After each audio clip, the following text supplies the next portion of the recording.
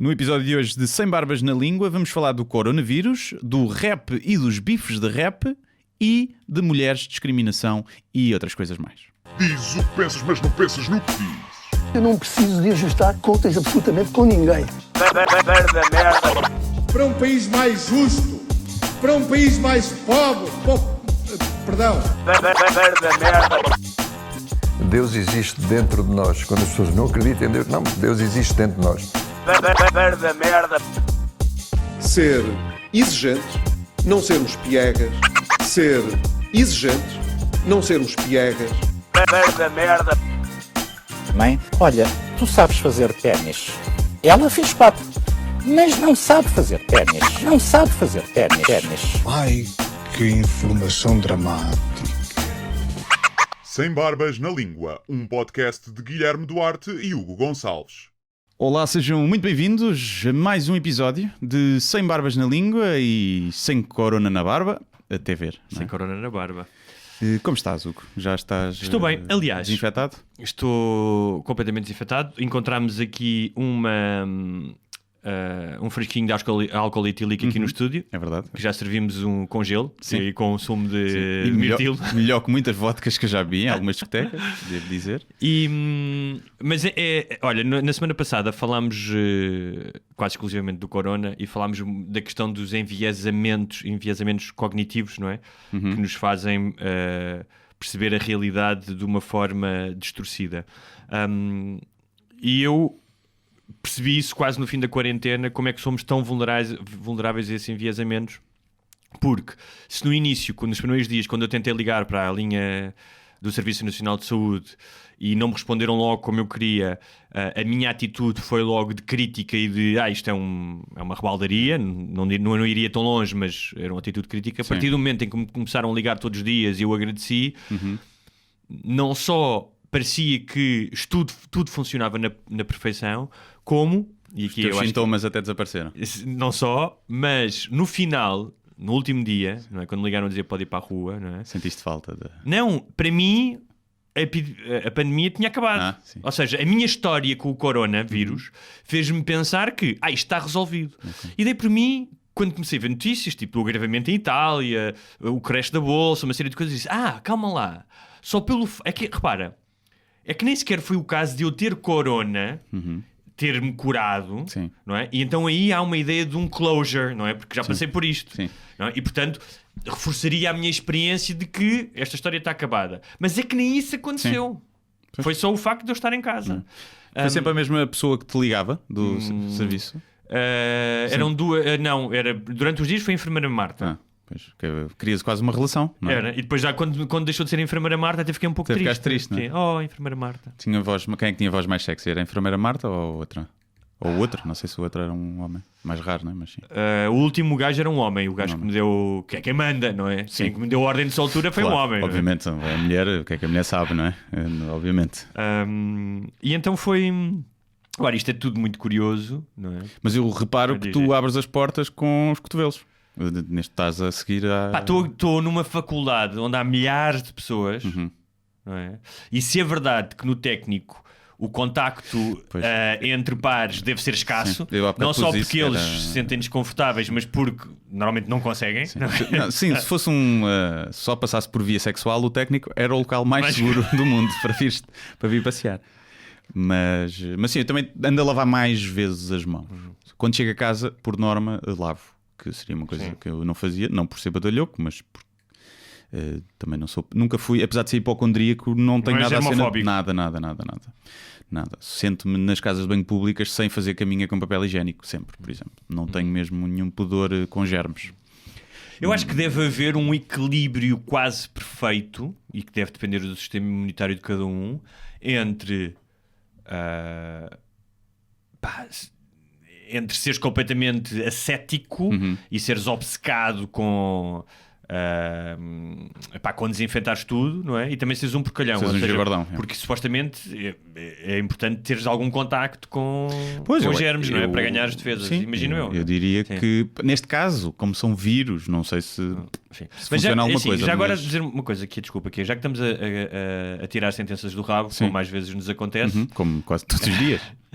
É provável que no último programa tenhamos dito alguma coisa menos científica. Aliás, eu não hoje acredito nisso. Eu queria-me Não reservar a comentários não científicos hoje. Aliás, houve uma médica que nos deu nas orelhas porque acho que nós comentámos que dos antibióticos. Não, mas isso deu nas orelhas, eu vi por alto, não, deu nas orelhas porque ela... Doutora Cátia. Porque sentiu-se é ela atacada, mas não deixa de ser verdade. Eu conheço, ela pode, ainda bem, e espero que a maioria dos médicos não o faça, mas há muitos médicos que passam antibióticos do nada. Aliás, por isso é que há bactérias multiresistentes, porque durante anos se fez isso. Porque as pessoas não podem ir buscar antibióticos sem receita médica. Tal como há aqueles médicos que também passam opioides nos Claro, Estados Unidos. sim. Né? Portanto, agora... Mas não generalizemos. Acredito que...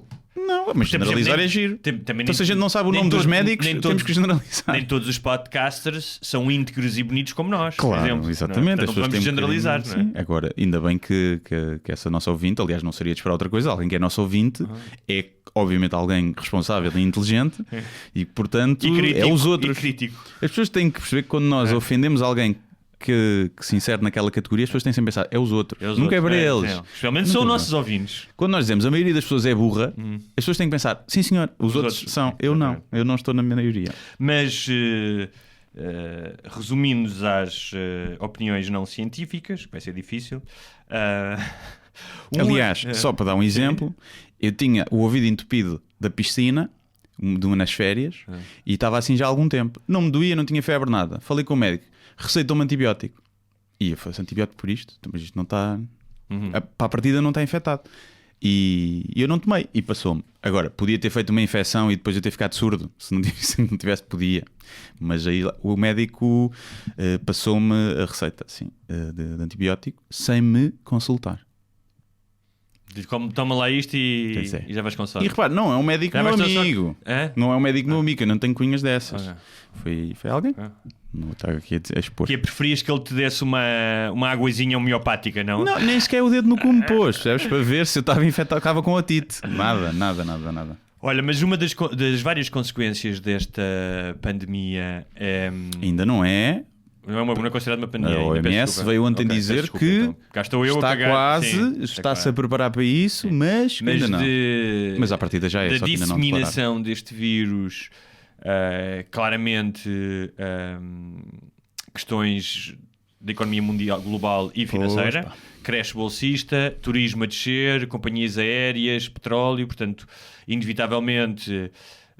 a borboleta bateu asas naquela cidade chinesa e... O morcego, neste caso.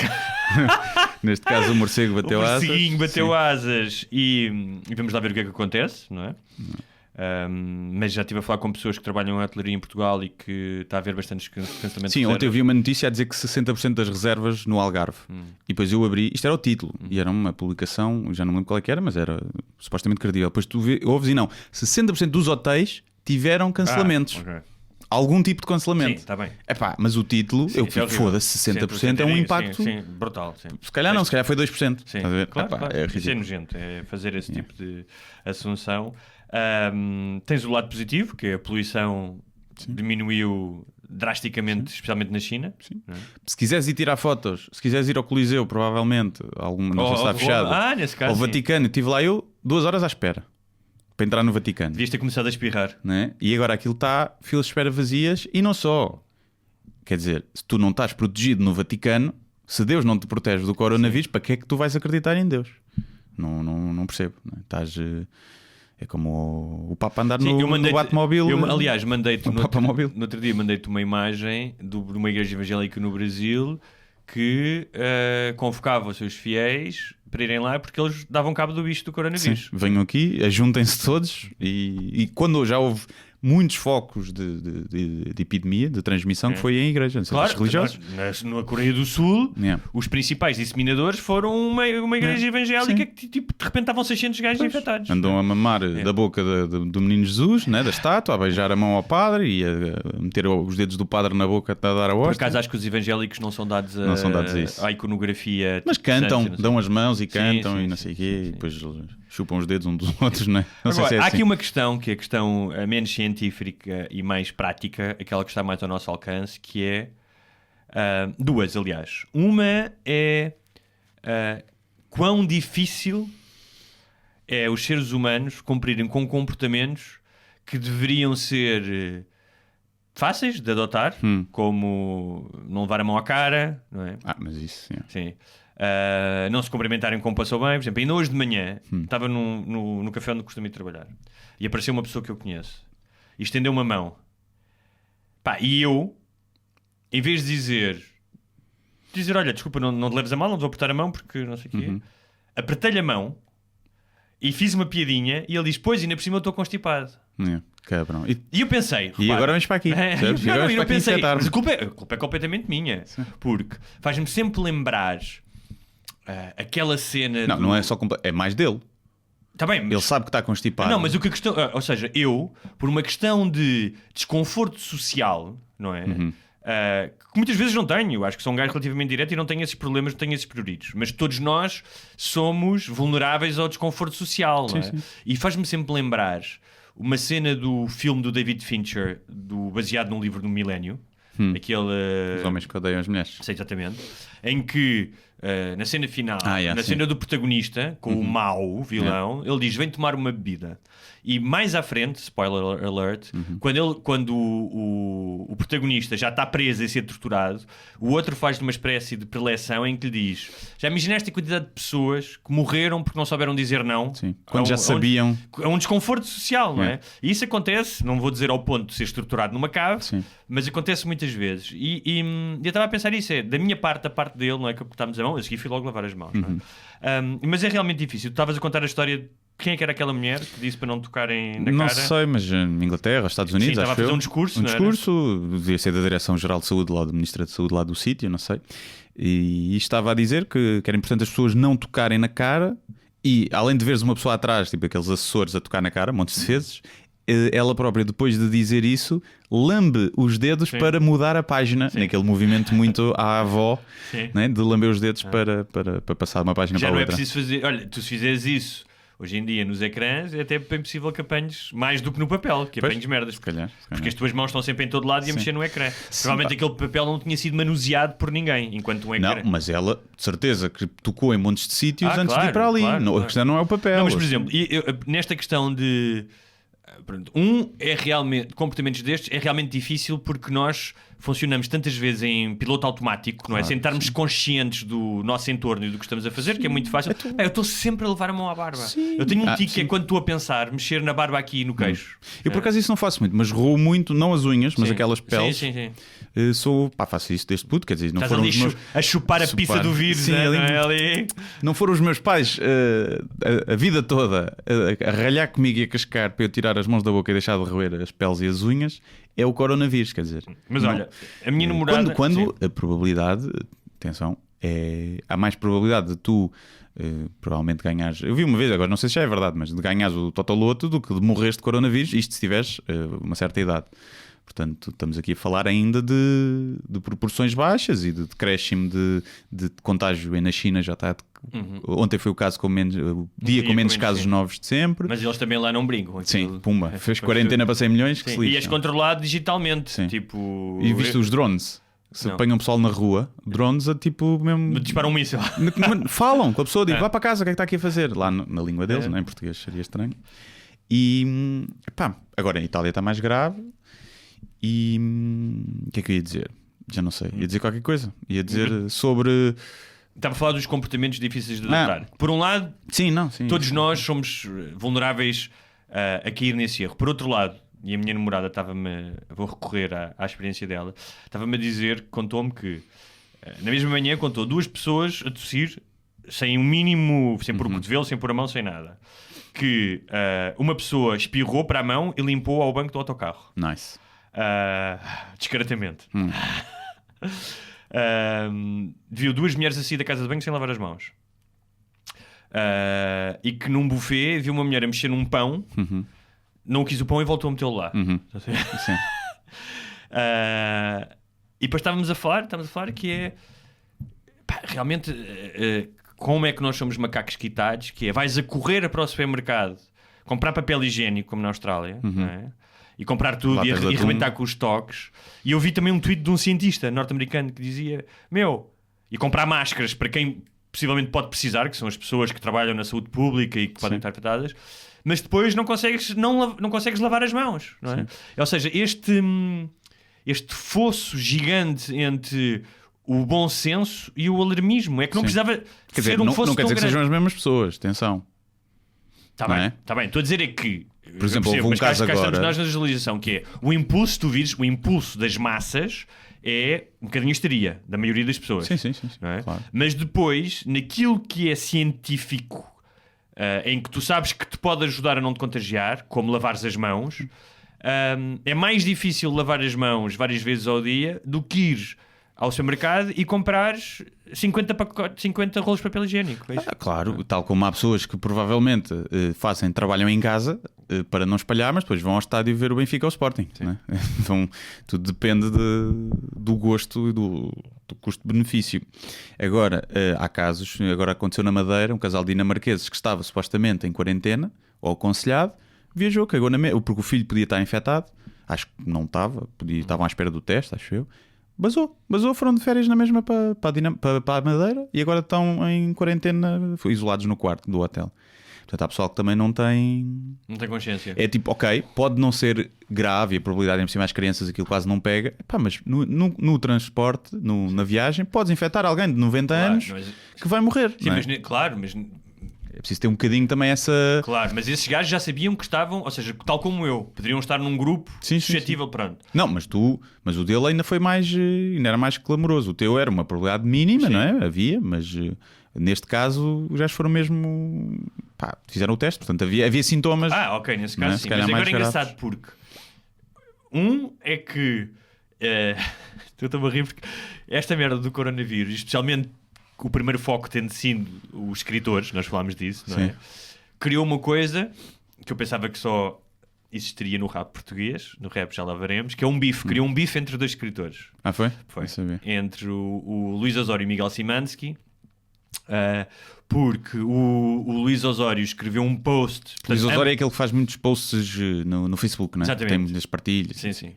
O Luís Osório, que é um jornalista conhecido, fez o Portualmente, que foi um programa importante há uns 20 anos, e é um jornalista conhecido e com livros publicados. E Miguel Simansky, que é um jornalista, eu julgo que ele é luso-alemão. Ele vive na Alemanha e acho que fala corretamente alemão, e com o nome Simansky é possível que seja alemão, apesar de Simansky não ser alemão, mas pode ser, não sei, pode ser judeu ou alemão, não sei.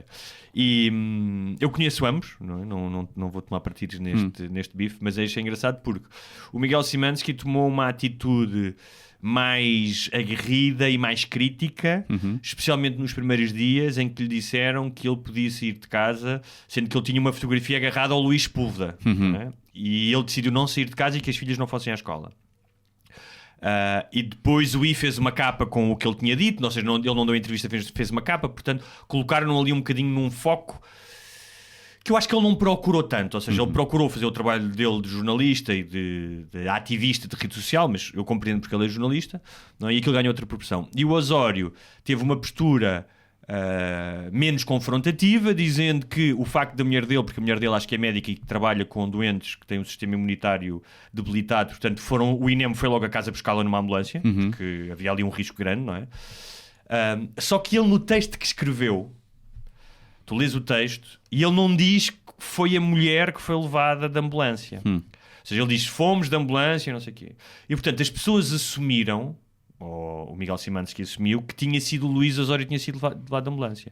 Então aquilo gerou ali uma crítica em que o Simansky criticou o Osório por sabe, tu mentiste, tu não estás infectado, não te foram buscar, devias ter dito isso, só te foram buscar porque a tua mulher, portanto tu estás a fazer, não disse isto, mas estás a fazer uma espécie de um favor às autoridades. E cá está a radical, ou seja, cada um na sua posição. Quando provavelmente, se calhar, nenhum deles tinha uma intenção insidiosa, mas pronto, criou-se ali um bife. E foram testados? O Osório não sei, mas o Simansky não foi. Acho que não foi lá ninguém a casa. E já passou, entretanto, os períodos. Passaram, já. E a mulher do outro? Foi testada? A mulher do outro foi testada. E safa? Sim, acho que sim. Portanto, mesmo eles que tiveram em contacto direto com o Sepúlveda não contraíram, não? Ok. Se calhar o Sepúlveda também na altura ainda não estava. Pois, há quem diga que ele também só foi infectado em Espanha, mas também não sabe. Mas também tinha estado em Itália, portanto, isso não se sabe. Mas olha, Mas olha, Israel, viste, vai todas as pessoas que chegarem de voos internacionais, quarentena 14 dias. Toda a gente. Para onde? Vais para a quarentena para onde? Para um kibbutz Não trabalhar? sei, não sei. Então não vale, um gajo vai de férias e fica no quarto. Não sei. E nas Maldivas, o pessoal que está lá do Canadá, acho eu, foi impedido de sair dos resorts de luxo. E então está lá à pala mais umas semaninhas, 2 semanas pelo menos, nos resorts de luxo das Maldivas. E com tudo pago, provavelmente, deles e também do país deles, os trabalhos deles. Se bem que também é pessoal das Maldivas, provavelmente pode faltar ao trabalho uns dias, mas não acontece nada. Mas portanto há pessoal a lucrar bem com isto. Olha, já que falámos de bifes, é um ótimo segue para um tema no qual eu mergulhei recentemente, um pouco até graças a ti. E que portanto não sou um entendido, mas como tu és bastante mais entendido do que eu, podemos fazer aqui um diálogo, eu como o leigo e tu como o mestre gafanhoto. Não sou expert eu sei nisso, que não és expert. até porque a nova escola já me passa um bocadinho ao lado. Nem queremos ser expert, mas é um mundo interessante, especialmente porque ambos trabalhamos com a língua, de várias maneiras, e é sempre bom ver alguém que também utiliza a língua. Estou a falar dos rappers. Dos rappers. Estou a falar dos rappers, não dos gigolos que fazem sexo oral a senhoras de 50 anos. E porque tu deste-me alguns nomes, alguns eu já conhecia, ou seja, não sou completamente leigo, obviamente já tinha ouvido Valete, Sam the Kid, os da Weasel, os primeiros, não só os primeiros discos, mas os da Weasel, Carlão. Mas descobri agora uma nova geração que não conhecia. Foste a ouvir mesmo? Os nomes que eu te mandei foste a ouvir? Passei os últimos dias a ouvir rap. Okay. Tipo, a minha namorada chegou a casa e estava... Puseste um boné e acendeste uma gança e andaste em casa com as calças abaixo do cu. Exato. Não é? Eu tenho... E já tenho que arranjar um nome de rap, não é? Sim. Eu não pensei nisso, mas vou arranjar. Tem que ser qualquer coisa a ver com ganza ou uma coisa do género, não é? Sim. Tipo, imagina, um escritor rapper, estás a ver? Tipo, tem que ser, tipo, assim. Mas vou pensar nisso para a próxima. Ou os nossos ouvintes que comentem o nome de rap para o Hugo e para mim. Exatamente. Sim. Mas o meu é G-Spot, já tem. Isso é bom, G-Spot. Dr. G-Spot. Ouve lá, porque agora vou-te perguntar isso. O que é um G? Eles estão sempre a falar de Gs. Gs é o gangsta. Okay. O OG é os original gangsters. São tipo a velha escola, os gajos os mais respeitados tipo da velha escola são os OGs. E qual é que é a diferença entre um beat e um flow? Um beat e um flow? Sim. O beat é um instrumental, não é? É o beat. Sim. O flow é a forma como tu metes as rimas dentro desse beat. Pode ser o flow mais rápido, tipo rimas mais rápido ou mais lento. Sim. Porque eu ouvi, passei, acho que foi deste quinta ou sexta-feira, tenho ouvido. E para mim sobressaíram. Bem, houve um tipo que sobressaiu automaticamente, que é o Alan Halloween. Sim. Deixou agora a carreira. Sim. Só essa história é cativante, não é? Que deixou para ser testemunha de Jeová, não foi? Sim, pelo menos para fazer missão com o senhor. Encontrou religião, já tinha encontrado. Já aparecia um pouco em algumas letras dele. Mais últimas, acho eu. Mas sim, nas outras também, mais antigas. Que é o único gajo, verdadeiramente gangsta. Sim. Rap. Mandei-lhe mensagem para ele vir ao podcast, mas nunca me respondeu. Não. Pá, eu adorava entrevistá-lo. Adorava especialmente por causa deste percurso do gangster para a religião, que não é tão inusitado assim, porque realmente há pessoas que só encontram a salvação não no sentido espiritual, mas a salvação de não se matarem, não irem para o mundo do crime. E acho claramente que tu podes gostar ou não gostar do estilo dele, eu gosto, mas ele tem aquilo que eu acho que se encontra na Billie Holiday, no Charlie Parker, no Miles Davis, que curiosamente eram tudo pessoas, ou com a Amy Winehouse, eram tudo pessoas profundamente talentosas, ou seja, excepcionalmente talentosas, com uma identidade artística única. Portanto, tu ouves a voz ou ouves a música e sabes logo quem é que são aquelas pessoas, não é? Portanto, para um talento não só como intérpretes, mas como compositores, todos estes que eu disse, não é? Curiosamente deles, com exceção da Amy, todos eles negros, mas a Amy tinha claramente uma alma negra, acho eu. Sim. E os músicos que ela se rodeava, maioritariamente negros. E é daqueles que tu ouves uma vez e a entidade deles está marcada não só pela forma como interpretam, mas claramente pela história de vida. Não é? E não é por acaso que Billie Holiday, Charlie Parker e o Miles Davis que eu falei aqui, todos eles namoraram com drogas, namoraram com, não a marginalidade no sentido de gangster, mas ou seja, tu notas nas letras deste tipo que há uma carga de vida que os outros não têm. Sim, há poucos rappers, porque há muito gangsta rap do tipo fuma ganza, não sei o quê, polícia, isso tens muito. Mas fazer como aquele gajo fez, que é tornar essa vivência em letras, o gajo deve ser dos melhores letristas em Portugal, mas transversalmente aos géneros todos. Há pouca gente a fazer aquelas letras e quando tu ouves a primeira vez é estranho, não é? Aquele flow dele. É o único gajo que eu sei imitar bem. Não sei se sabias. Sabes imitar? Sei. Mas já ver se eu consigo. O Halloween não é bravo nem é G, uma alma perdida que vagueia na street. É isso. Já faz algum tempo que eu ando por aqui. Procurei-te miúda, mas nunca te vi. Vamos lá ver se isto não fechou. Não. Já sabia, sou imitar melhor, mas sim, sei fazer uma boa imitação. Eu não vou imitar, portanto vou ler isto de uma forma clássica, mas é uma parte aqui de uma letra dele que é: o António da Rua Aguiar está tão mudado, viu sentado no Parque Eduardo. No sábado passado, coitado, o rapaz está tão magro, a dar o rabo para comprar cavalo. É um bonito ofício, tão digno como ser primeiro-ministro. Não tens a gravata, não tens o terno, mas tens o cu para o teu governo. Credo, eu sou um cidadão do inferno. À esquerda um preto que me quer assaltar, à direita um branco que me quer explorar. Pá, isto é brutal, este gajo é brutal. É um poeta. Sim, completamente. Mas, vou fazer forcing. Agora, ele tem 3 álbuns e uma sessão unplugged. De vários temas. 2. O último que ele lançou foi o híbrido? Não, esse era o último de originais, mas lançou mesmo dias antes de anunciar aqui, dias depois. Não, dias antes.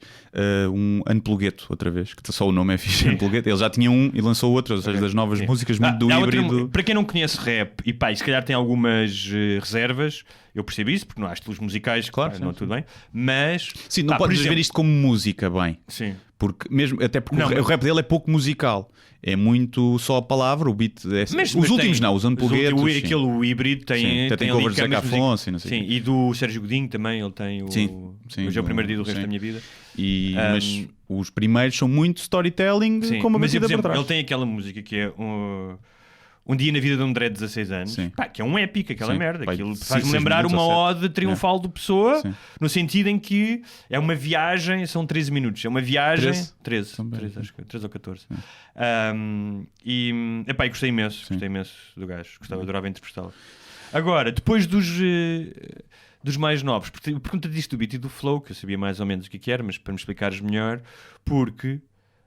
Dos mais novos, dos mais recentes. Do que é que tu viste dos mais recentes que gostaste? Pronto, o que eu vi muitos, tu tens, para mim, por exemplo, o Chulage. Isso é velha escola. Pronto, Chulage e Valete. Muita crítica social. Política, não é? Musicalmente, tirando um ou outro tema, não achei tão cativantes. Repara, eu não estou a dizer que é mau ou que eles não são bons músicos, não é isso. Estou a dizer que o meu gosto... Eles nem são músicos. O Valete não faz não é produtor, não faz os beats.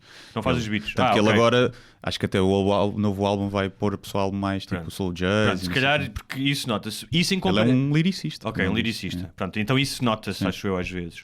Porque... e tu notas muito que tens...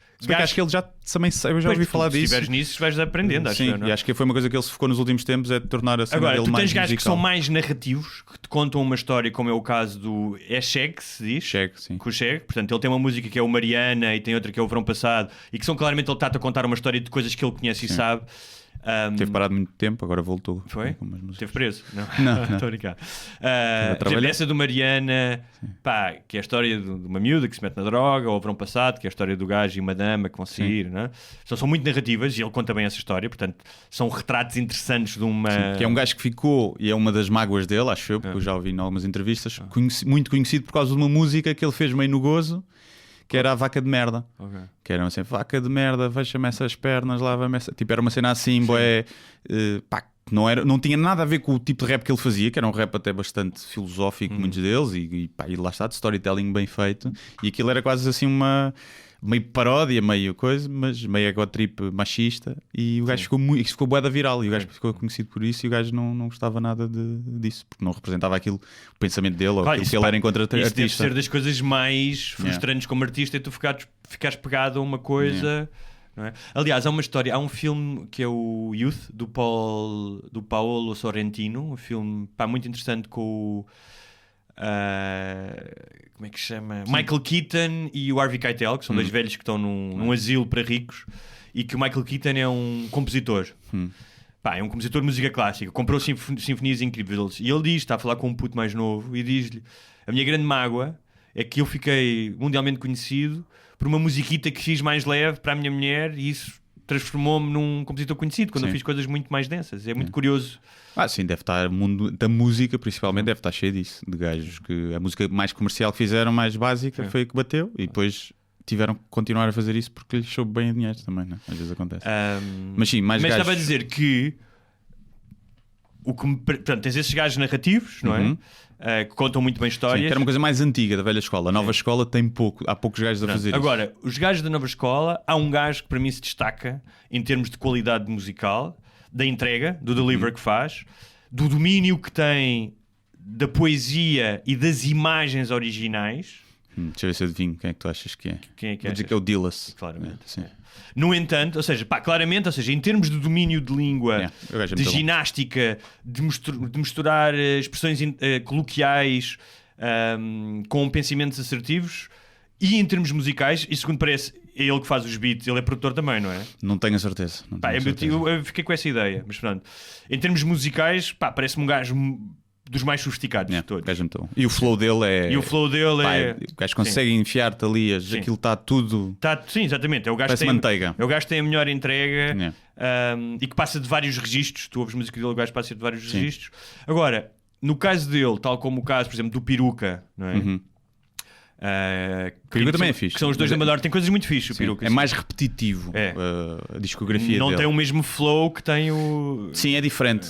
Mas musicalmente é muito evoluído. Musicalmente é muito evoluído, sim. Mas eles têm uma coisa que é... eu acho que ouvi quase toda a discografia deles, não ouvi toda, que é... E especialmente, é engraçado, os grandes hits deles, os que têm mais views no YouTube, quase todos são sobre o mesmo tema. Que é ou bifes ou... A vida do bairro. É que nem às vezes... O Peruca deve ser o Cabo Flamanau. Sim, mas às vezes nem é... O Buflamanau é o grande. Não, agora não. Tem o louco, aquele que ele tem com o gajo que é cego, um cantor que é cego. O Stevie Wonder, o Ray Charles. O Peruca, que é o Nosso Amor é Louco. Sim. É o último, que já deve ter mais de 10 milhões. Mas estou a dizer mas que... é uma música de tem músicas, quando eu estou a dizer isto nem sequer é num registro crítico. Tem muito a ver, e eu acho que tem a ver com a idade deles. Sim. Porque eles têm 20 e poucos anos, portanto é normal. Vocês não têm 30 já, okay. Não sei. O Dillas e o Peruca. Não sei. Tem 20 e tanto. Sim, 20 e muito já. Naquela música não faz isso, que é uma resposta ao Nine Miller. Sim. Ele diz que tem 24 e antes de 25 vai se sentar num Cadillac. Então é mais novo que o que parece. Está estragado. Está estragado, cara. Mas estava a dizer que o Dillas, claramente me surpreendeu com o flow e com, como tu dizes, aquilo é manteiga, não é? E com imagens brutais. O gajo vai buscar imagens poéticas brutais. Mas os grandes hits deles, por exemplo, dessa que eu disse, o Não Faz Sentido do Peruca, o 1100 Cegonhas do Dillas, o Clima também do Dillas, que é uma música muito fixe, e há outra que eu agora não me estou a lembrar. Eles falam muito de uma coisa que é a rivalidade com os outros rappers, portanto, copia, quem não copia, quem o bite, quem não bite. Olha o que eu passei para aqui chegar e agora tenho sucesso. Portanto, é uma coisa muito concêntrica sobre o mesmo tema e muito... ou seja, de certa maneira percebo, não é? Eu não era famoso, agora sou famoso. Vocês criticam, mas eu tenho mais views do que tu, não é? Sim. Vocês dizem que eu copio, mas eu sou mais original. Sim, isso é um tema muito recorrente, tanto que tu fores a ver os bifes entre eles, não é como alguns bifes tipo West Coast, East Coast, em cá tiro. Não só cá tiro, mas é porque alguém rouba 1 quilo de coca a alguém e porque não sei o que, e alguém andou a porrada com alguém. Tem muito a ver, ainda bem que é assim, não é? Ainda bem que eles não andam-se a matar, eu prefiro assim, mas tem muito a ver com, é quase uma coisa, faz-me lembrar quando eu era adolescente. e tu tinhas uma guerra de boca com os teus amigos, tipo, mas tu és mais gordo e tu não sacas gaja nenhuma, não é? Só que feito com uma proficiência poética extraordinária. Sim, às vezes passados 3 dias os gajos têm uma resposta já. Não, e estás cheio de subtextos, estás cheio de mensagenzinhas. Sim, tem muitas private, quem não está dentro da cena. Mesmo eu que acompanhei, por exemplo, esse bife do Nine Miller, Peruca e o Hollywood, e há lá muitas privates que eu não conheço. Por exemplo, o Nine Miller é filho, a mãe dele era prostituta mesmo. Então, a Guida, então está muito. Ele já tinha feito uma música com isso, não sei.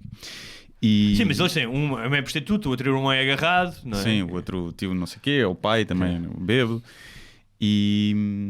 Mas agora, há muitos bifes, eu não sei até que ponto os bifes são muito reais. Esse pareceu-me real, mas também vamos entrar nisto. Não vou a resposta é mais porque isto vai dar muitas views e vai bater.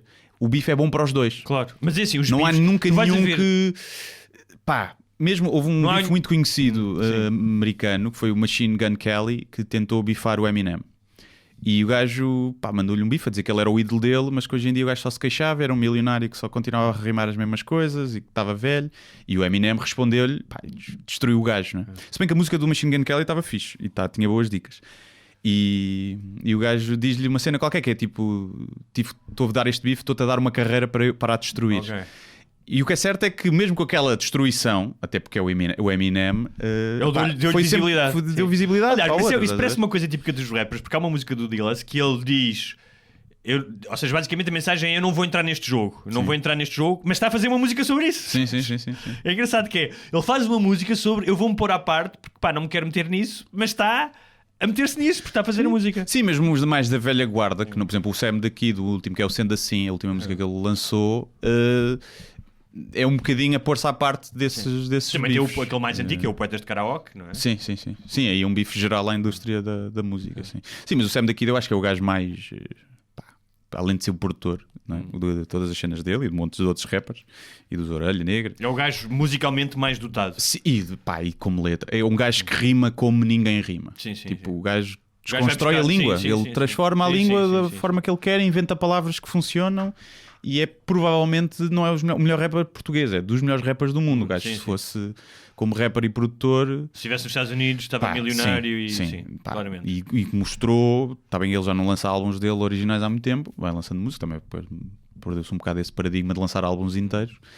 Mas é um gajo que trabalha a língua como poucos. Agora... E outro que não falaste aí, mas que é dos meus favoritos, apesar de ser um hip hop já diferente, que é o Soul J.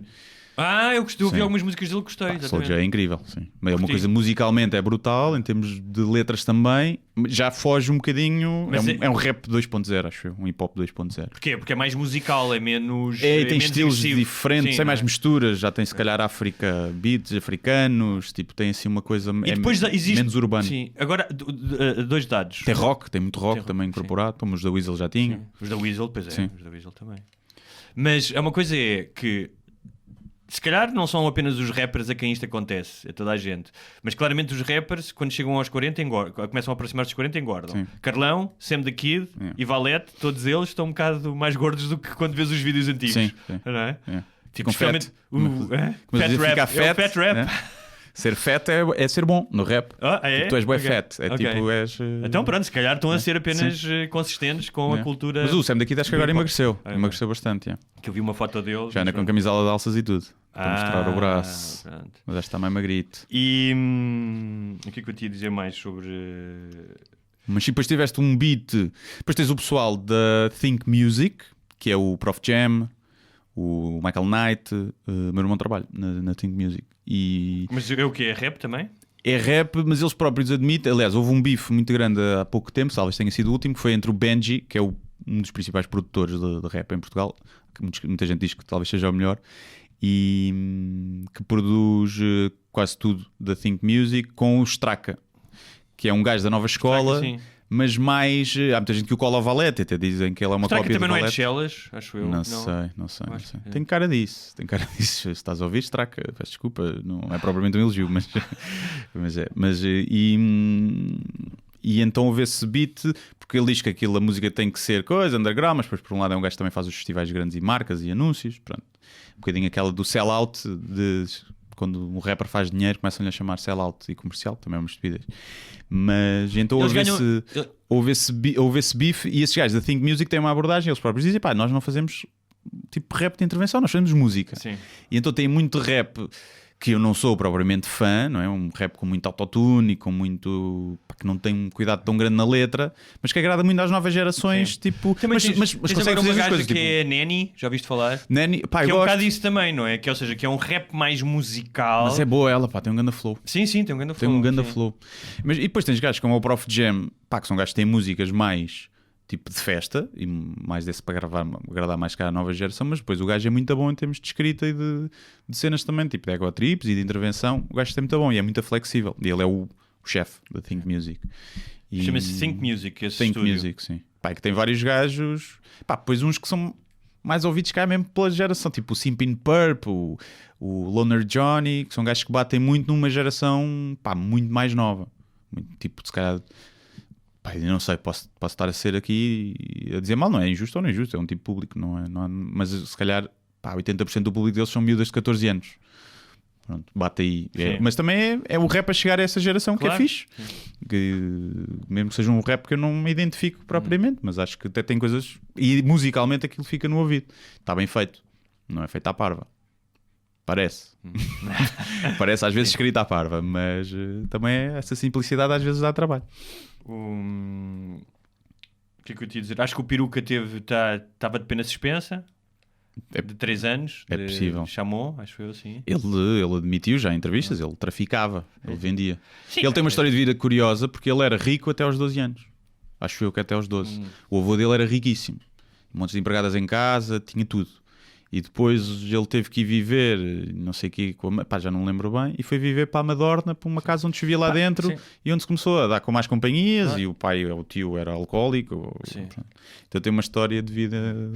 Mas já o outro gajo, o Nine Miller, também tem uma história de vida fodida, não é? Sim. Aliás, no bife que eles têm, há uma música do Nine Miller... que eu não acho musicalmente tão interessante, mas tem boas punchlines, tem, né? boas punchlines. E aquele que aparece o anão a fazer. Essa música, como é que se chama? Golpe Baixo. Yeah. Esse é lá uns que é o nome de uma casa de prostitutas só de anãs. Existe uma casa de prostitutas em Portugal só de anãs, chamada Golpe Baixo, que é tipo... Pai, não sei se é Vozela, mas é uma terra assim. Mas posso estar a errar, não é Vozela. Mas foi o ano passado que apareceu essa notícia. Que incrível. Foda-se, isso parece a gozar, isso parece um beat cómico, meu. Mas é verdade. Estás a imaginar uma... Sim. Não sei se é só exclusivamente da Nãs, mas aquilo, a notícia que eu vi era isso. Okay. Sim, mas esse vídeo, em termos de música, eu não gosto, nem gosto muito do flow dele, mas ele tem boas punchlines. Tem umas bocas incríveis ali. Ele tem, mesmo uma que ele já tinha antes, é fixe. Foram gajos que surgiram, esse gajo surgiu, pelo menos mais conhecido, numa cena que era a Liga Knockout, que acho que ainda existe, que eram battles de rap, mesmo a 8 Mile, como no filme. Que aquilo começou a ser feito numa loja de tipo de streetwear e depois passou para cenas tipo Coliseu. E onde apareceram muitos gajos desses, o Prof Jam, o Nine Miller, os primos faziam muito aí, que são uns gajos que têm um canal de YouTube onde fazem tipo react, já têm web piada. E que são mas aliás, também. Dos react, que é, eu entretanto, quando eu comecei a mergulhar neste mundo, é um bocadinho o rabbit hole da lista, ou seja, entras lá e pá, eu dei por mim a ler fóruns do Reddit para perceber os beefs e a ver vídeos de reacts, gajos a explicarem. Sim. E há alguns gajos que são muito maus. Sim. Ou seja, há gajos que só fazem aquilo para a view. Sim, ou seja, que estão sempre a dizer subscreve, não sei o quê. E há gajos que têm a informação, mas são péssimos a explicar aquilo. Sim, tens muitos gajos. Houve uma parte do YouTube, tipo, aliás, os primos acho que começaram por isso, por gozar com um gajo que aproveitou esse bife do Hollywood e no Nine Miller, porque aquilo batia-te, era o que estava trending, e o gajo fazia, e vias claramente que ele não sabia nada de rap. Sim. E então tinhas as dicas, as bocas bué da boas, subtis, que o gajo não percebia, e depois tinhas, tu és um chupa-pilas, e ele, a grande dica, meu, chupa-pilas. E os gajos gozavam bué com isso. E... Entretanto, nas minhas buscas todas, que andei a ler imensas coisas, encontrei uma crónica... Como é que chama aquele comediante que é uma espécie de rei do politicamente correto? Diogo... Deves estar a falar do Diogo Faro, digo eu, não sei. Será? É, aquele novinho que está a ser de amigo das capazes e não sei o quê. Sim, é tem o movimento não é normal. É um movimento feminista. Li uma crónica dele sobre isso, sobre os beefs, e achei... Ele dizia algumas coisas que são verdade, que é aquilo que para às vezes parece um recreio de adolescentes. Sim. mas achei aquilo tão... Ou seja, tendo em conta o talento daquelas pessoas e o trabalho que aquilo dá a fazer, achei aquilo tão a encostar-se ao mainstream do que algumas pessoas querem ouvir, percebes? Achei um bocado triste. Pois, não sei, por acaso não li essa crónica, mas... Eu não estou aqui a querer dizer que tu digas mal de outros comediantes. Não é dizer, conheço e já ele próprio admite que os textos deles derivaram mais para uma cena de passar mensagem Sim. do que de Comédia. ter de comédia. Isto nas crónicas que ele faz, o espetáculo dele acho que será... acho que é diferente. Mas essa crónica não vi. Agora, não sei se ele está... É preciso perceber o mundo do rap para... tens que estar mais ou menos dentro para perceber, por exemplo, o rap, e que nós falámos aqui quando foi a cena do Valete. O rap tem muito machismo e misoginia. Sim. Obviamente que tem. E sempre teve, não é? Mas se calhar não é tanto o rap... esses raps como o rap do Valete, não é? Mas que é o rap do 50 Cent com gajas a abanar o cu. Eu acho aquilo mais ofensivo, potencialmente ofensivo para as mulheres, do que um storytelling sobre um gajo que matou a mulher porque encontrou na cama. Sim. Isto é a minha opinião. Ou seja, é que um é mais consequente e tem uma intencionalidade, e o outro é um bocado leviano e ostentação. Sim. É mais frívolo. Agora, eu percebo, para quem se calhar não esteja dentro, vê este tipo de bifes e parecem putos tipo, tens lá dicas, tipo chupa-pilas, tipo, também tens isso. Mas é preciso ver o conceito onde se insere. Mas quando tu ouves um chupa-pilas metido entre uma série de referências e imagens, esse chupa-pilas não é só um chupa-pilas. Claro, sim. Ou seja... Não, e por exemplo, uma da cena típica do rap é a ego trip. Que todos os rappers fazem. É isso que pronto. Todos os rappers. E é uma coisa que faz parte. E quem não conhece o rap e ouça aquilo, pensei, este gajo é bada convencido. Não, todos fazem aquilo. Claro. Tu tens que fazer... Claro. São poucos os rappers. É um bocado como tu ires falar dos poetas românticos do século XIX e todos eles falavam da morte. Sim. E de morrer de amor e todos tinham tuberculose e não sei. Portanto, há umas temáticas que impregnam a mensagem, não é? E é uma... O Sam daqui dizia isso, que é uma espécie de terapia, a ego trip. Que é de tu ires buscar as tuas cenas e às vezes... as tuas inseguranças ficam acalmadas porque tu estás ali a ter uma ego trip e às vezes achaste melhor do que aquilo que te achas realmente, e que aquilo é uma espécie de... catarse, vais ali deitar, vomitar o excesso. E às vezes até do excesso de ego, de deitar e ficares mais humilde. E portanto, às vezes quem não conhece, eu não li essa crónica, portanto não posso falar, mas acredito que se tivesse alguma coisa a dizer, piadas com mulheres, que ele, com machismo, que o Diogo não tenha gostado. Porque ele é hashtag não é normal. Estás a ouvir? Que é provavelmente esteja. Hashtag não é normal. Que é isso? É o movimento que ele tem. Que ele criou originalmente. O que é que não é normal? O assédio, tipo, acho que surgiu daí. Tipo, não é normal receberes um piropo na rua. Estás a ver? Tipo, essas coisas de normalização às vezes do machismo que está e que eu concordo até. É muita coisa. Mas depois acho que extravai para o exagero também. Não só ele, mas esses movimentos, por norma, quando ganham vontade própria, às vezes vão para o exagero. Mas acho que eles até têm feito um trabalho fixe, por acaso, nessa cena. Antes de passarmos para o próximo tema, e só para nos despedirmos do rap e para as pessoas que ficaram curiosas e que gostam, por exemplo, de línguas, que gostam da língua, só aqui uma estrofe do Dillas antes de nos irmos embora, e peço desculpa porque eu não tenho flow, nem tenho beat, nem tenho nada. Tens que mandar assim. Não ser mais Sam daqui. Dizer mal mim nas minhas costas, bacanas. Que diz assim... estas duas estrofes sintetizam um bocadinho esta coisa, tanto do ego como dos bifes e da vida de rapper. Diz: são poetas de cantigas, todos escrevem, todos ditam. Mete o rap nas ortigas, quantos é que ficam? Comem o que cagam, como ratos multiplicam. Professores de banda larga, muito parlam, pouco explicam. Não minto, eu sou sortudo, tenho um bicho na traqueia. O meu boy, eu fiz tudo, tive crise, mas mateia. Já mentalizado que o meu rap dá cadeia, sossegado e abelhudo, eu fabrico na colmeia. Pumba! Yeah! Isso era a música Mo Boy. É, Mo Boy, que acho que é a música dele que tem mais views. Capaz, sim. Já é antiga. Que é os gajos todos a fumar num carro. Sim. Mas é... Mo Boy. É muito fixe. Acho que temos muito rap de qualidade em Portugal. Muita gente a trabalhar bem a língua. Eu costumo fazer muito o paralelismo entre o rap e a comédia. O stand-up... já agora, peço desculpa. Desculpa antes de dizer isso, que é... Também um saravá, Guilherme Duarte, porque em ambos os espetáculos faz um pezinho de rap e faz muito bem. Sim. Então não. Faz sim, senhor. Ele faz sim, senhor. Faz Tenho pouco flow. Acho que sou bom a escrever as rimas. Acho que consigo fazer letras fixe. Mas depois não tenho muito flow. Tenho muito rimas tipo quadras sempre, tal.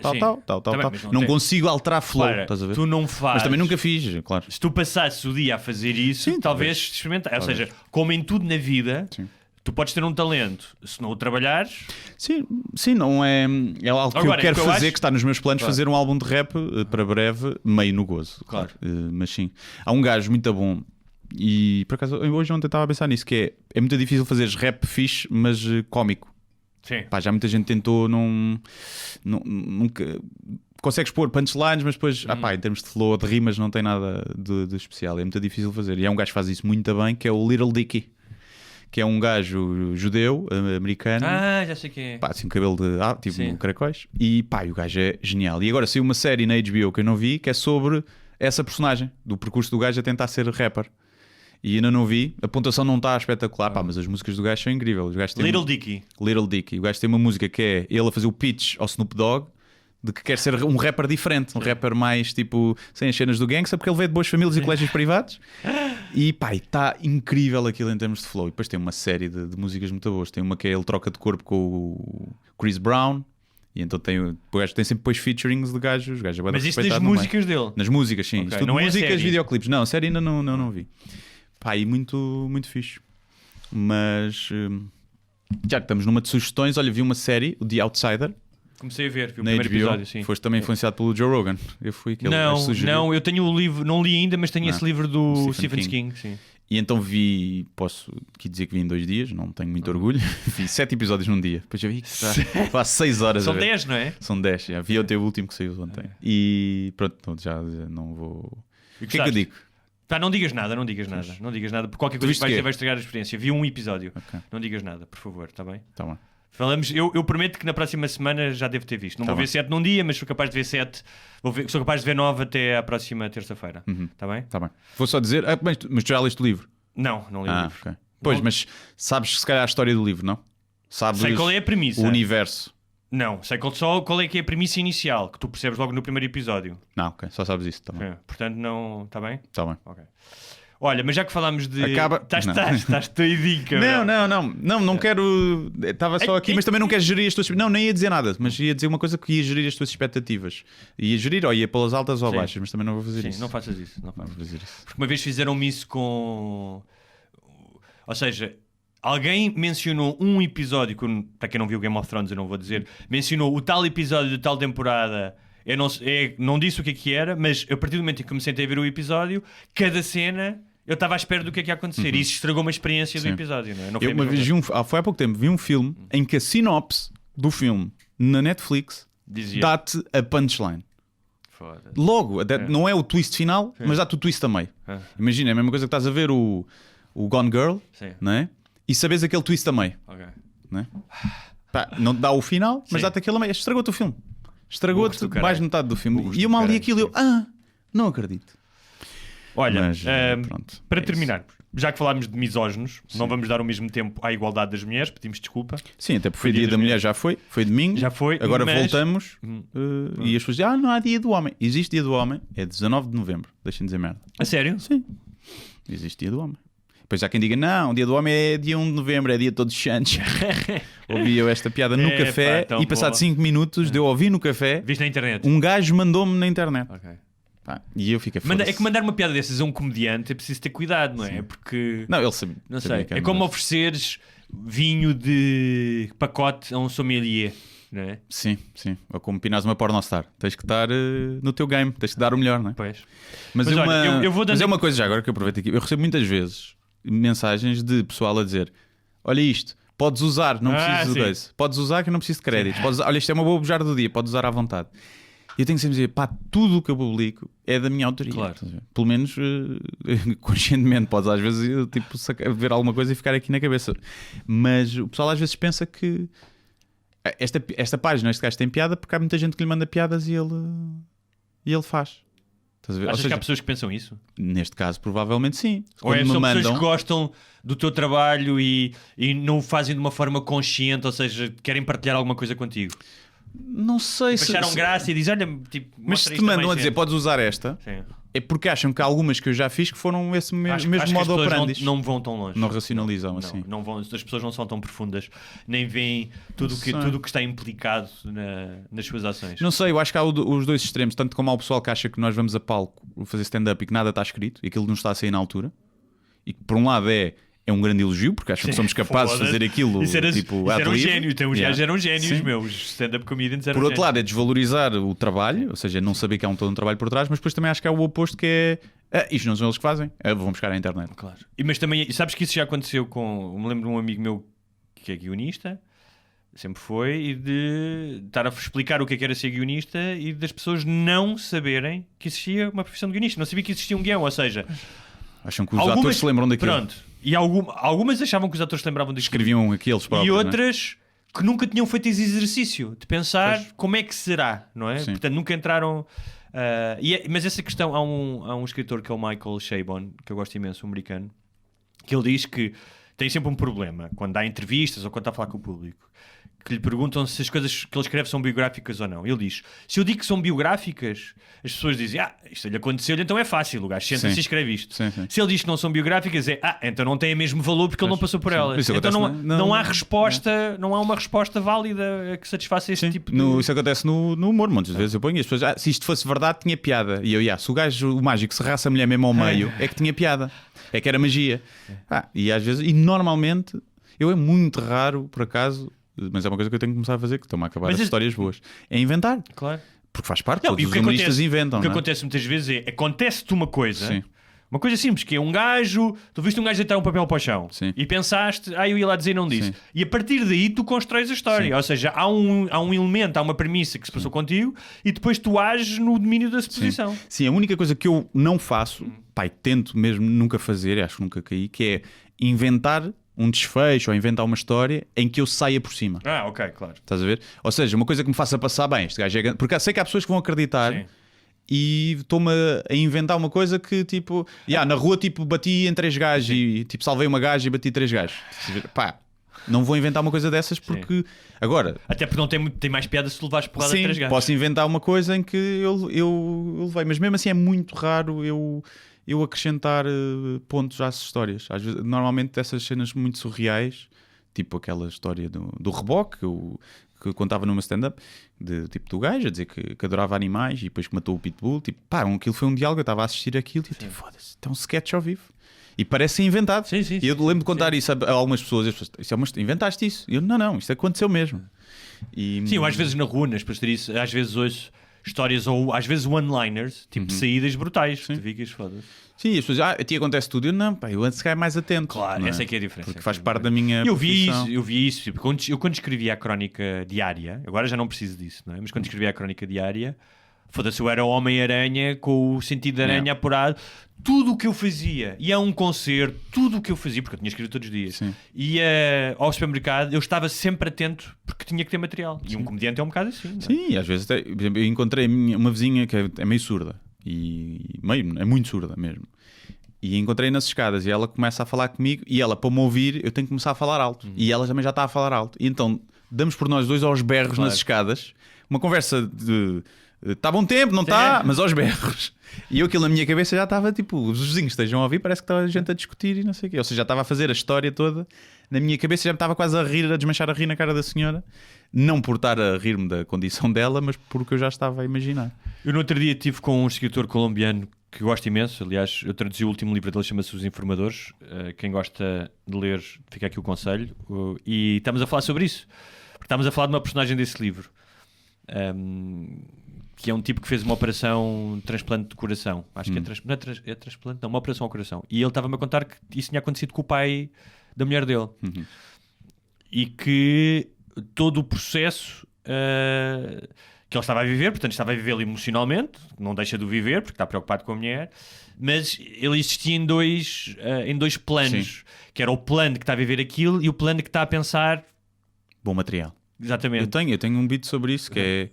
E eu estava-lhe a dizer que isso me acontece, que tinha tido também há pouco tempo uma morte e fui o processo todo de acompanhar a família e o enterro e não sei o quê, e claro que eu estava lá e estava a sentir aquilo, mas estava constantemente a Eu lembro-me de chegar a tirar notas quando chegava a casa, Sim. não é?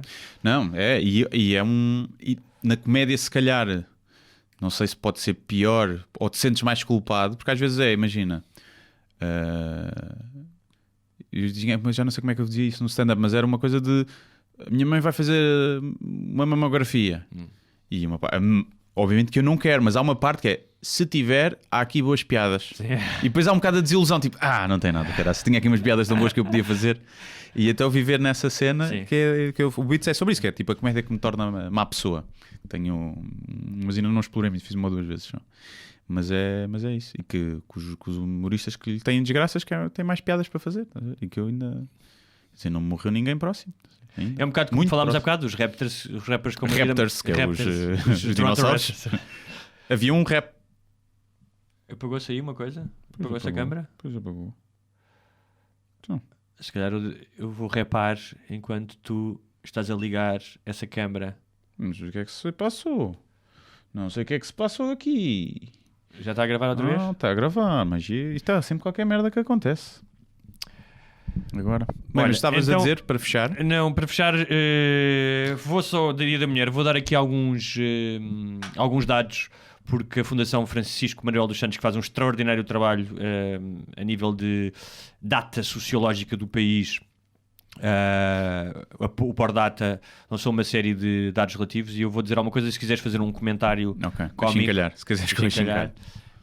Então, em média, as mulheres em Portugal recebem uma remuneração inferior à dos homens, e a diferença salarial é mais acentuada nos quadros superiores e nos profissionais altamente qualificados.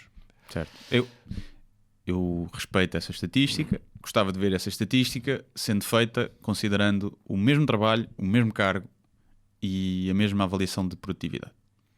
Porque, tipicamente, as profissões mais bem pagas estão preenchidas por homens, fora a medicina, se calhar ela por ela, mas as engenharias, a esmagadora maioria é homens, e portanto essa estatística parece-me sempre um bocadinho enviesada. Até porque há aquela teoria, que eu não gosto muito de citar essas teorias porque são usadas muitas vezes por machistas, mas que é, se as mulheres trabalham igual, para o mesmo cargo, com a mesma capacidade e ganham menos, então as empresas só contratariam mulheres porque saías mais barato. Não é? Isso é demagogia, porque tu sabes que existem fenómenos tácitos nas relações humanas, não é? Entre os homens, portanto, numa espécie de e nós já falámos disso aqui, eu já senti isso, eu contei isso aqui, sem nenhum tipo de pruridos, que quando estava a decidir qual é que era a editora que eu ia publicar o meu último livro,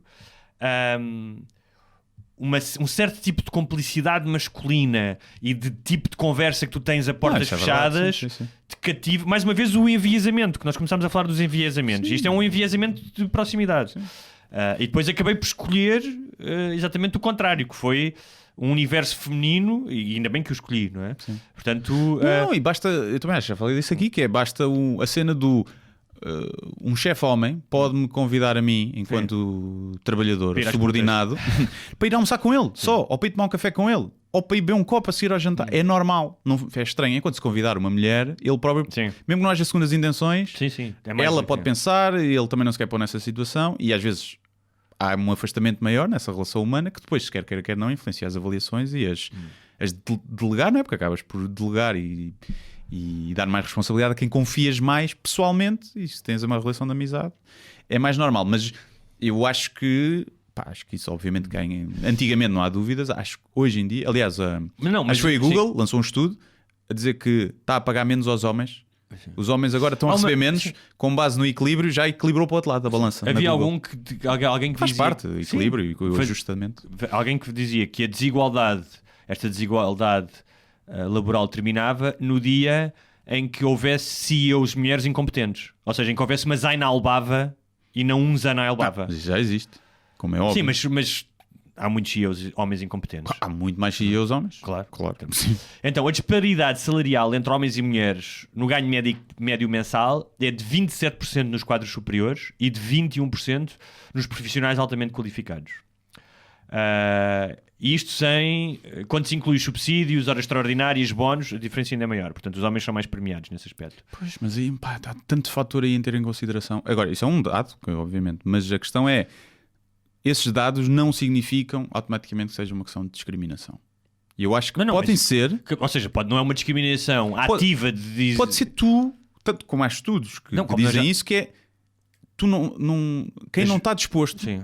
a trabalhar 16 horas por dia, Mas há a mulheres que negligenciar. estão. Eu conheço mulheres com filhos que estão dispostas Mas a se fazer calhar isso. são menos, acho eu. Tá E bem, não mas- quer dizer que isso não mas seja também há até um outra enviesamento Mas cultural. também há outra coisa que é, tu estás a falar que não há uma discriminação ativa, mas, tal como nós já falámos aqui do racismo, há uma estrutura social em que se calhar não há uma intencionalidade de ninguém em particular, mas que está montado de forma a privilegiar os homens, porque queiras ou não, e eu vejo isso, por exemplo, estou-me a lembrar de uma pessoa que trabalha para caralho, tem um cargo ultra responsável na sua empresa, não é? Tem 2 filhos. Felizmente, o marido também tem um cargo responsável, mas é um gajo que está mais disponível para ficar mas com os isso é filhos. outra Já. coisa. Estou a dizer quando uma mulher Mas está ter numa filhos é uma escolha. Tá bem, quando uma mulher, mas os homens também escolhem ter filhos. Mas a mulher sabe que quando tem um filho é mais prejudicada, porque nem que seja Não, mas porque... porquê que tem que ser mais prejudicada? Então porque fica fisicamente Tá bem, não, grávida. mas eu estou a dizer, não estou a dizer durante Não é? o período da gravidez, estou a dizer depois. Depois. Estou a Mesmo dizer, assim, depois. Se tu estás num casal em que, e é isso que nós vamos falar depois no dos patronos, da desigualdade e dos casais, a diferença dos casais gays para os casais héteros, não sei o quê. Se tu estás num casal em que há um desequilíbrio das tarefas, em que o isso teu marido, claro. ou seja, essa mulher não pode dar as tais 16 horas. Certo, mas é que eu acho que ninguém devia dar as 16 Claro, horas. Mas tá isso bem. eu acho que é inteligente. Não é se calhar tu chegares a CEO. Isso é outra coisa. Percebes? O que eu acho é que há uma... Agora, se há um constrangimento social, cultural logo de início que diz que o homem é que deve trabalhar mais e sustentar a casa e ser o provider, e que isso pode fazer com que os homens, quando chegam ao trabalho, sintam mais obrigados a fazer isso do que as mulheres, aí sem dúvida. Mas, por exemplo, há mais mulheres na faculdade e têm melhores notas. Então vamos partir do princípio que há uma discriminação contra os homens no sistema de ensino? Então, não podemos partir das duas coisas. Mas Se tu achas não que são isso coisas- acontece... Mas não são coisas bem iguais. Sim, porque uma depende mais de ti e Sim. a outra mais das relações Exatamente. que tens interpessoais, certo? Mas tu não podes ter os dois mundos. Tu das duas uma. Há mais mulheres na faculdade, melhores notas, porquê? Porque se esforçam mais. Ok? Todos podemos assumir isso. Então, há homens mais em chefia e ganham mais, porquê? Porque se esforçam mais.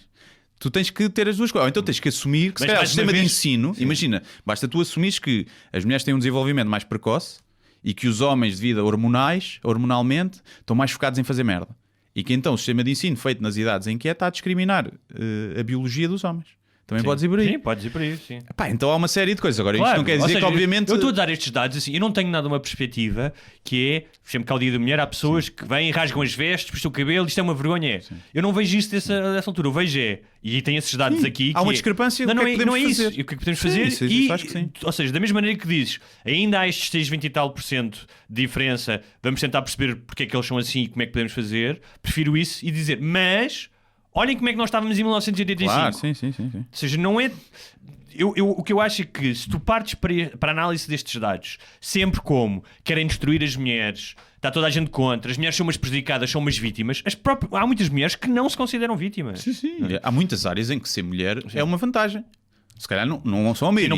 Mas não podes dizer isso porque uma feminista dos anos 70, das clássicas, disse isso. E é feminista. Sim. Ou seja, tem um percurso para mostrar mais do que qualquer garotinha que entrou agora para a faculdade e que é ativista do Facebook. E por ter dito isso, quando foi a uma universidade norte-americana, boicotaram a intervenção dela. Percebes? É quase... Mas é um óbvio. Com o devido exagero é alguém dizer ao Nelson Mandela, dizer assim, olha, não podes vir aqui falar sobre racismo porque tu disseste que havia coisas em que os negros tinham privilégios. Sim, não é? sim. Mas aí eu até percebo porque se calhar não há, estás a ver? Se calhar não há. E é uma das cenas que eu digo sempre que é a colagem da luta feminista, com a qual eu concordo, obviamente, à luta das minorias. Acho que é um bocadinho, às vezes, quase ofensivo. Primeiro porque as mulheres não são uma minoria e depois porque ter mulheres tem muitas desvantagens. Já que farto de falar disso, ou a insegurança que podes sentir, mas tem muita vantagem ser mulher. Ser negro, na sociedade atual, se calhar não tem muitas vantagens, não é? O que é que preferias, ser negro ou mulher? És demasiado mais para que ser mulher, não é? Não, estou a ver se... É que Depende. depende de onde é que és negro. Pois, em que zona é que eu nasci, qual é o dinheiro da minha família, estás a ver? Exatamente. Se calhar é um bocado isso. É que se eu for filho do Jay-Z, Sim. é uma coisa, Yeah. não é? Sim. Se fores mulher, filha de famílias ricas, portanto, acho que é aí. Mas há mais vantagens em ser negro. Hoje em dia pode haver vantagens, epá, sei lá, porque há cotas ou tens Sim. que tens que coisa, mas mesmo assim acho que vais sentir muita discriminação. Uma mulher vai sentir certamente discriminação e insegurança, mas também tem muitas vantagens, vai ter muita vida de borla. Agora, ser mulher feia é que deve ser fodido. Porque assim, ser uma mulher linda, não me fodam. Ser uma mulher linda é uma vida muito Não, a sério, mas também vai ter muito sério. Mas é muita facilidade. Estão a jogar a vida no nível, no tutorial. Não sei. Então, olha, mais alguns dados antes de terminarmos. Aquilo que eu disse, que é desde 1985 e até o ano passado, apesar de algumas oscilações, a verdade é que essa discrepância tem vindo a ser encurtada. Há profissões que continuam a ser maioritariamente masculinas, como é o caso dos deputados da Assembleia. E de trabalhador de mina também. Sim. E polícia. E a cartar com móveis. Há cargos, há profissões maioritariamente femininas, como sejam educadoras no ensino pré-escolar, enfermeiras, advogadas e magistradas. Os homens continuam a encontrar trabalho mais facilmente do que as mulheres. Embora de 83 para agora a taxa de emprego dos homens diminuiu de 70% para 60%, enquanto a das mulheres subiu de 43% para 50%. Mas aí, sim, e aí tens lá está a cena da maternidade, chega a uma idade. Eu conheço muitas mulheres que já perguntaram em entrevistas se está a pensar em engravidar e ter filhos. Sim, claro.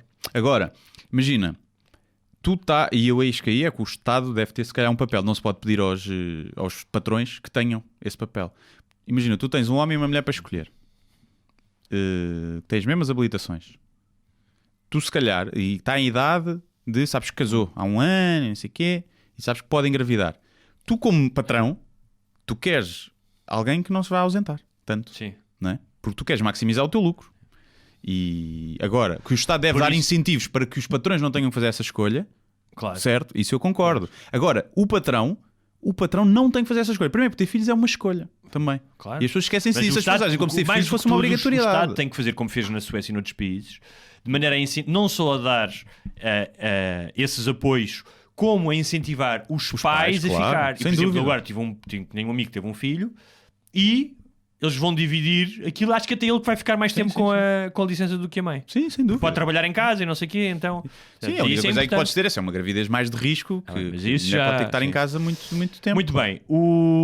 Nascem mais rapazes do que raparigas, 100 raparigas para 104 rapazes, mas a partir do grupo etário 25-29 começa a haver mais mulheres. Pois os homens morrem todos acidentes de carro e guerras. Trabalho, em guerras não, que nós não temos guerra, porque isto é Portugal. Isso é só Portugal. Ok, está bem.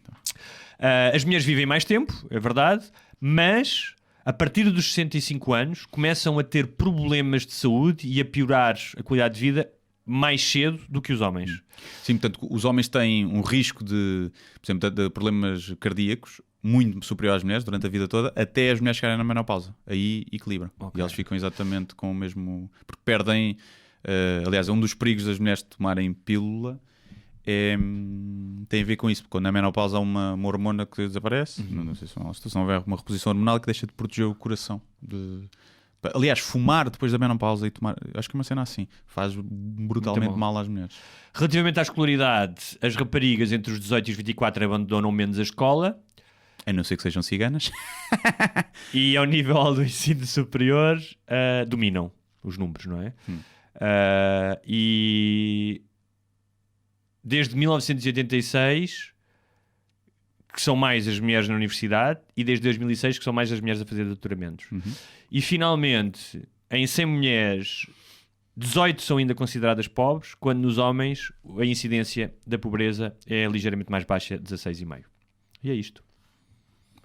Pois aí, a maternidade também deve ter uma grande influência. Né? Muito bem. Para o programa dos patronos, temos um programa especialíssimo que eu acho bastante interessante, também baseado em alguns dados feito por uma pesquisa gigantesca nos Estados Unidos sobre as diferenças entre os casais homossexuais, quer seja mulher com mulher, com homem, e os heterossexuais. Vais ter aqui muito espaço para muita piada. Okay. Vamos falar disso no programa dos patronos. Sim. Quem quiser já sabe. Sem barbas, não. patreon.com/sem barbas na língua, com €1 pode ouvir. E não só, as pessoas às vezes mandam mensagens que é, se contribuírem agora, podem ouvir todos os episódios especiais para patronos que estão para trás. Podem, sim, senhor. Nós somos muito fáceis. Já são 18, estão lá, quando vocês se tornam patronos, todos os posts no Patreon ficam desbloqueados. Sim. E então todos os que estão para trás, o link mantém-se ativo, podem lá ir ouvir. Portanto, podem estar um fim de semana inteiro ouvir-nos. Saiu mais um episódio dos preliminares, ouvi ontem, Verdade, certo? em Évora. Falta um, que é Beja, que é o Ok. último, que sairá para a semana. E é isso, está, epá. está ainda a votação para verdade. quem é leitor da Bertrand. Está ainda à votação os livros do ano. O meu está na ficção nacional. Não tenho qualquer hipótese de ganhar, porque está lá o José Rodrigues dos Santos, que tem muito mais leitores e, portanto, se eles votarem, não há mínimo. Mas se Sabem mexer na internet, os leitores dele? Sabem. Se quiserem e forem leitores de Bertrand, filho da mãe, na categoria de ficção nacional, é ir lá e votar. Sim, aquilo provavelmente deve se calhar estar para aldrabar as votações, portanto, algum informático pode... desse lado ok. que faça um scriptzinho, hacker, sim. um script para mudar o IP e apagar os cookies e estar ali a votar ininterruptamente. Pá, mas faça isso com alguma decência, não ponham 10 milhões de votos, que Sim, as pessoas veem logo que está errado. exatamente. Portanto, ponham algum só e pronto. É isso. Muito bem. Então é isso. Até para a semana. Até Se não para a morrerem semana. de coronavírus no rabo, É isso. cá estaremos. Pronto. Sempre que levarem no rabo, usem máscara. Atenção.